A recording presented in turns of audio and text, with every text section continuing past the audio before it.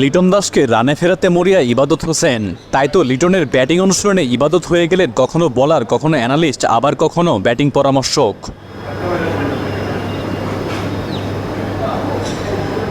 লিটনের ব্যাটে রান খরা দূর করতে সতীর্থ ইবাদত যেন মরিয়া হয়ে উঠেছেন।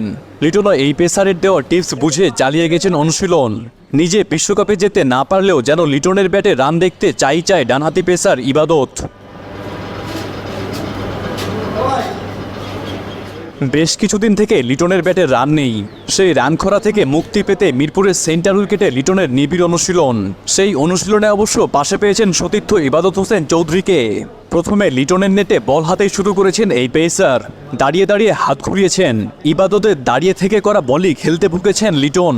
পরের ইয়র্কার বলও ঠিকমতো খেলতে পারেননি এই ব্যাটার।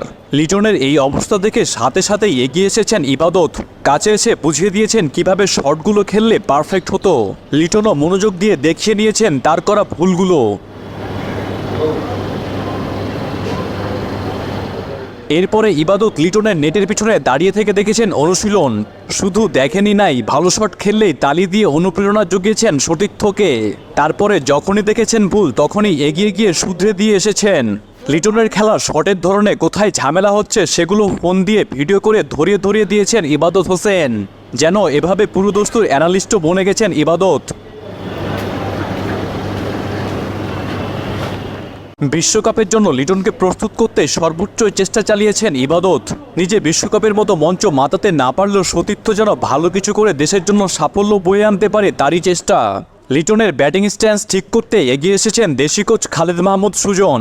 লিটনকে সুন্দরভাবে বুঝিয়ে দিয়েছেন তার করা ভুলগুলো।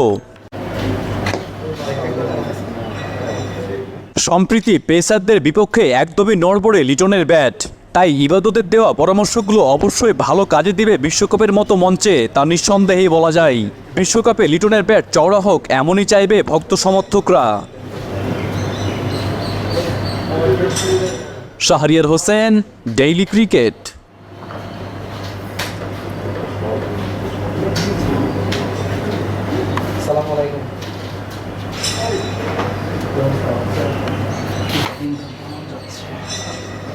আপনার বাসা কই?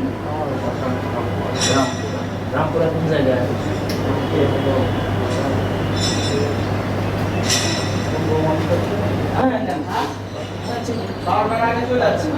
আমার বাসা ওই টিভির অফিস আমরা আবার যদি রামপুরা বাজারের কাছে সোনালী গলিটা আছে গলিতে হ্যাঁ যদিও আমি